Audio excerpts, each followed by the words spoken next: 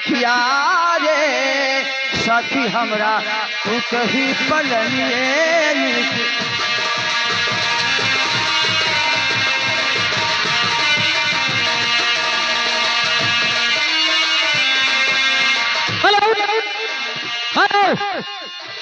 ये आ गई लड़कों की और बड़की बुआ बच्चे के न्यौछावर में 21 रुपया देंगे पार्टी की तरफ से। उन्हें हाथ निकलने का स्वागत। आपका क्या ख्याल? अरे रहले केहू कटना तो चलना के मकलिए निक पाए सखिया रे सखी हमरा तू कही जपनिए निक पाए सखिया रे सखी हमरा तू कही पलनिए निक